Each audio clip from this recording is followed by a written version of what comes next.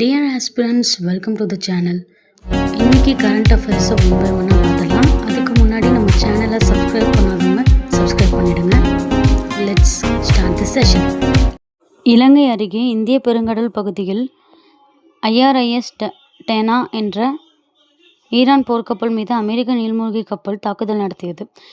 இதிலிருந்து 87 வீரர்கள் உயிரிழந்தனர். அவசர அழைப்பு விடுக்கப்பட்டதால் மீட்பு பணியில் இலங்கை கடற்படை மற்றும் விமானப்படை ஈடுபட்டுள்ளது. இந்த கப்பல் இந்தியாவின் விசாகப்பட்டினத்தில் கடந்த மாதம் நடந்த மிலன் 2026 கூட்டு பயிற்சியில் பங்கேற்றது குறிப்பிடத்தக்கது. அணு ஆயுத தடை ஒப்பந்தத்துக்கு மறுத்த ஈரான் மீது அமெரிக்கா, இஸ்ரேல் படைகள் கடந்த மாதம் 28ஆம் தேதி போர் தொடுத்தன. ஈரான் பதில் தாக்குதலில் இறங்கியதால் அதன் கடற்படையை தகர்க்கும் பணியில் அமெரிக்க கடற்படை இறங்கியது. ஈரான் கடற்படையில் ஒரு நீர்மூழ்கி கப்பல் உட்பட 17 போர்க்கப்பல்கள் இருந்தன. இவற்றில் 16 போர்க்கப்பல்களை அமெரிக்க கடற்படை அழித்தது. IRIS டேனா என்ற போர்க்கப்பல் மட்டும் இந்தியாவின் விசாகப்பட்டினத்தில் கடந்த மாதம் 18ஆம் தேதி முதல் 25ஆம் தேதி வரை நடந்த சர்வதேச கடற்படை கூட்டு பயிற்சியில் பங்கேற்றுவிட்டு நேற்று ஈரான் திரும்பி சென்று கொண்டிருந்தது. இந்நிலையில் இலங்கை அருகே இந்திய பெருங்கடல் பகுதியில் டேனா போர்க்கப்பலை அமெரிக்க நீர்மூழ்கி கப்பல் டார்விடோ குண்டு மூலம் தாக்கியது. இதையடுத்து ஈரான் போர்க்கப்பலில் இருந்து அவசர அழைப்பு விடுக்கப்பட்டது. சர்வதேச கடல் பகுதியில் எந்த கப்பலில் இருந்து அவசர அழைப்பு விடுத்தாலும் அருகில் உள்ள நாடு மீட்பு பணியில் ஈடுபடுவது சர்வதேச கடமை. அதன்படி இலங்கை கடற்படை கப்பல்கள் மற்றும் விமானப்படை விமானங்கள் ஈரான் கப்பல் மூழ்கும் இடத்தில் மீட்பு பணியை மேற்கொண்டன. இந்த கப்பலில் மொத்தம் 150 வீரர்கள் மற்றும் அதிகாரிகள் இருந்தனர். இதில் 87 வீரர்கள் உயிரிழந்தனர், 78 வீரர்கள் காயமடைந்தனர். இவர்களில் 32 கடற்படை வீரர்கள் மீட்கப்பட்டு இலங்கையில் கலை பகுதியில் உள்ள மருத்துவமனையில் அனுமதிக்கப்பட்டுள்ளனர். காணாமல் போன வீரர்களை தேடும் பணியில் இலங்கை கடற்படை கப்பல்கள் மற்றும் விமானப்படை விமானங்கள் ஈடுபட்டுள்ளன. இந்த தகவலை இலங்கை நாடாளுமன்றத்தில் வெளியுறவுத்துறை அமைச்சர் தெரிவித்தார். F-18 ஹார்னட் ஒரு பல்நோக்கு போர் விமானமாகும். பெரும்பாலும் அமெரிக்க விமானம் தாங்கி கப்பல்களின் தளங்களில் இருந்து இவை இயக்கப்படுகின்றன. முதல் தலைமுறை F-18 முதல் தற்போது வரை பல்வேறு மேம்பட்ட வடிவங்களில் இவை பல பணிகளுக்காக பயன்படுத்தப்படுகின்றன.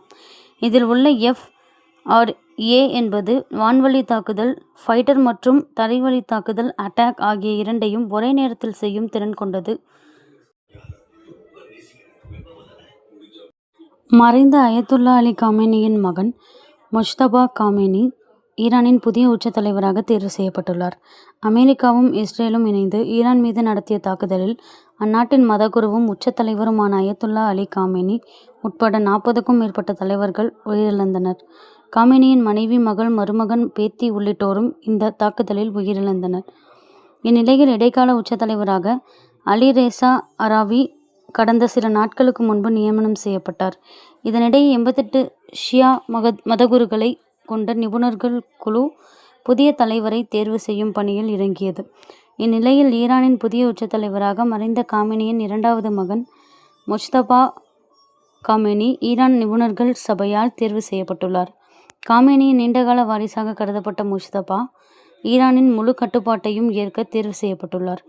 வாரிசு அரசியலை நீண்டகாலமாக எதிர்த்து வரும் ஈரான் அரசு தந்தைக்கு பின்னர் மகனை தேர்வு செய்திருப்பது அரசின் கொள்கை குறித்த பல்வேறு கேள்விகளை எழுப்பியுள்ளது.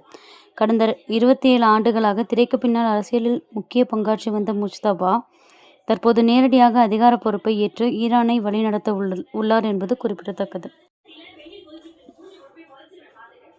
இஸ்ரேலின் F-35 ரக போர் விமானம் முதல் முறையாக ஈரானின் Yak-135 ரக போர் விமானத்தை நடுவானில் சுட்டு வீழ்த்தியுள்ளது. ஈரான் தலைநகர் டெஹ்ரானில் உள்ள இராணுவ முகாம்கள் மீது தாக்குதல் நடத்த இஸ்ரேல் விமானப்படையின் F-35 ரக போர் விமானங்கள் நேற்று சென்றன. ஈரானின் பல இலக்குகள் மீது F-35 விமானங்கள் குண்டு வீசிய போது ஈரான் விமானப்படையின் Yak-130 ரக போர் விமானம் ஒன்று நடுவானில் இடைமறித்து தாக்க முயன்றது. அந்த விமானத்தை இஸ்ரேலின் F-35 போர் விமானம் சுட்டு வீழ்த்தியது. கடந்த 40 ஆண்டுகளில் இஸ்ரேல் விமானப்படையின் F-35 போர் விமானம் எதிரி நாட்டு விமானத்தை நடுவானில் இடைமறித்து தாக்கியது இதுவே முதல் முறையாகும். சுட்டு வீழ்த்தப்பட்ட ஈரானின் Yak-130 ரக விமானம் ரஷ்ய தயாரிப்பு விமானம். குஜராத் மாநிலம் மோர்பியில் 600க்கும் மேற்பட்ட செராமிக் டைல்ஸ் தொழிற்சாலைகள் உள்ளன. இவற்றில் நேரடியாகவும் மறைமுகமாகவும் 4,00,000க்கும் மேற்பட்டோர் வேலை செய்கின்றனர். இந்த தொழிற்சாலைகளுக்கு புரோப்பேன் மற்றும் இயற்கை எரிவாயு ஆகியவை முக்கிய மூலப்பொருட்களாக விளங்குகின்றன. இந்நிலையில் ஈரான் இஸ்ரேல் போர் காரணமாக ஹர்முஸ் ஜலசந்தி வழியாக வரவேண்டிய சரக்கு கப்பல் போக்குவரத்து முடங்கியுள்ளது. இதனால் புரோப்பேன் மற்றும் இயற்கை எரிவாயு விநியோகம் பாதிக்கப்பட்டுள்ளது. இதனால் ஒரு வாரத்துக்கு தேவையான இயற்கை எரிவாயு மட்டுமே கையிருப்பில் உள்ளது. விநியோகம் விரைவில் சீராகவில்லை என்றால் தொழிற்சாலைகளை மூட வேண்டிய சூழல் ஏற்படும் என கூறப்படுகிறது. இன்னைக்கு கரண்ட் அஃபேர்ஸ் பற்றின உங்களோட ஒப்பீனியன்ஸை கீழே கமெண்ட்டில் ஷேர் பண்ணுங்கள். we will discuss about it and then like பண்ணுங்கள், ஷேர் பண்ணுங்கள். we'll see you on the next